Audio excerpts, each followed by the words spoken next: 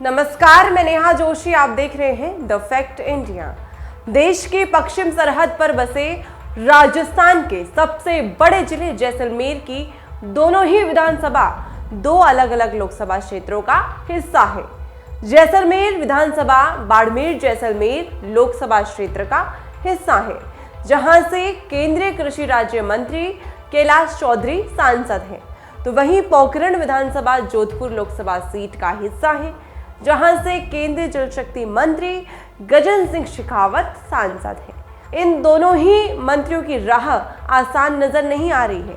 ये बात हम नहीं कह रहे हैं, बल्कि बाड़मेर के वर्तमान सांसद व मंत्री कैलाश चौधरी ने खुद अपने भाषण में इस बात को माना है। चलिए सुनवाते हैं आपको कि कैलाश चौधरी क्या कुछ कहते हुए नजर आ रहे हैं। मैं आपसे निवेदन करना चाहता हूं कि मेरी गलती की सजा मेरे देश के प्रधानमंत्री आदरणीय नरेंद्र मोदी जी को ना हो, क्योंकि हमारे देश के प्रधानमंत्री ऐसे नरेंद्र मोदी जी जैसा नेतृत्व तो हमें कभी दोबारा नहीं मिलेगा।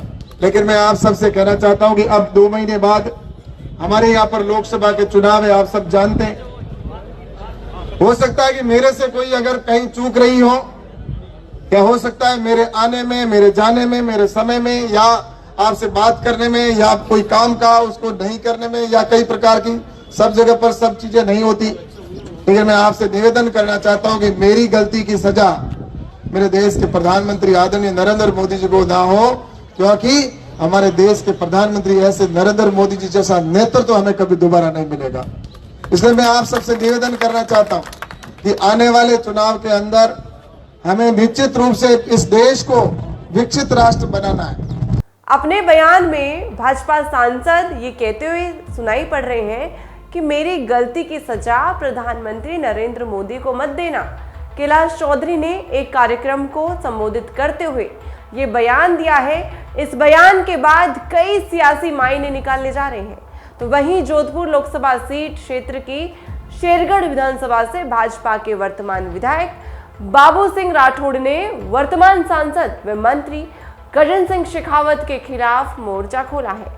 राठौड़ ने भरी सभा में शेखावत के कार्यकाल में किए गए वादों के पूर्ण न होने की बात कहते हुए एक बड़ा सवाल खड़ा कर दिया। चुनौतियों से भरा है डैमेज कंट्रोल करना अब बीजेपी के हाथ में है। ये डैमेज कंट्रोल करना भी पार्टी के लिए काफी चुनौती भरा है। हालांकि शेखावत स्वयं को अन्य विधायकों के क्षेत्र से मजबूत कर रहे हैं। शेखावत ने पोखरण में संबोधन के दौरान माना तो है कि कुछ कमियां रही हैं, लेकिन इसका ठीकरा उन्होंने पूर्व मुख्यमंत्री अशोक गहलोत व उनकी सरकार पर फोड़ा है। अब देखना ये होगा कि क्या कुछ लोकसभा चुनाव के समीकरण में रहने वाला है। ऐसी तमाम जानकारियों के लिए बने रहें द फैक्ट इंडिया के साथ। मैं नेहा जोशी।